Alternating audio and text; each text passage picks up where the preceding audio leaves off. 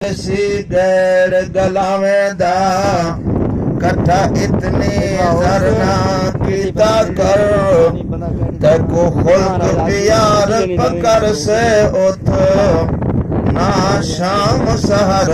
Sir कीता कर जिता रहने हिक दा हिक थी के कदी याद अपना घर कीता करो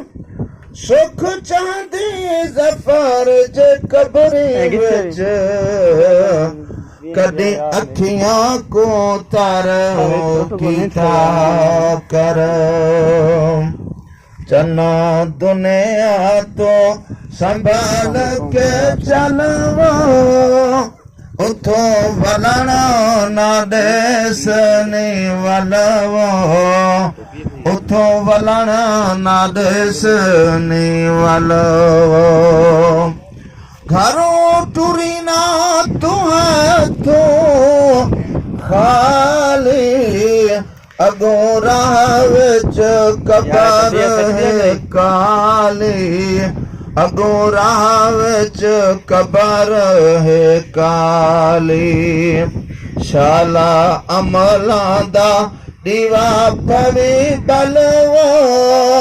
चना दुनिया तू संभाल के चलवो इथों वलण न देसनी वलवो नेवी पूराए सामान सफर दा अगों राह विच चढ़ांग खतर दा अगों राह विच चढ़ांग खतर दा शाला जाग वञी मंज़िलवो जना दुनिया तो संभाल के चलवो उथों वलण ना देसनी वलवो ना कर निंदरो ते न मार घुराड़े इहा दुनिया ता चार देहाड़े इहा जिंदगी ता चार देहाड़े अजो औसी सिर ते अजलवो चना दुनिया तू संभाल के चलवो उथों वलण ना देसनी वलवो ए नमाज नियाज पक्का चा दिल यार दे नाल तू लाचा दिल यार दे नाल तू लाचा पिछे राह विच नहीं कोई छलवो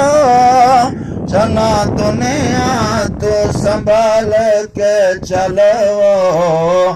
उथों वलण ना देसनी वलवो कुछ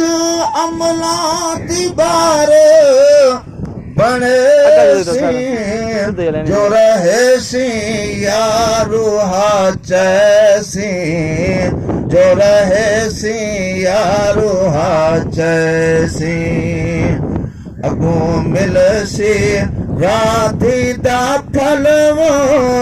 चना दुनिया तू संभाल के चलवो उथों वलण ना देसनी वलवो किवें कुटी हई मुस्लिम दी जोड़ी उना बाला नमाज ना छोड़ी उना बाला नमाज ना छोड़ी तोणे हर से चकी ताकतलवो चना दुनिया तू संभाल के चलवो उथों वलण ना देसनी वलवो मस्कीना नमाज न छोड़ी इहो तोहफ़ा हशर दा जोड़ी इहो तोहफ़ा हशर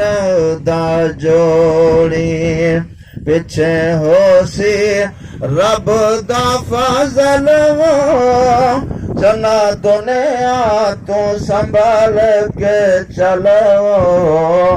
उथों वलण ना देस नी वलो।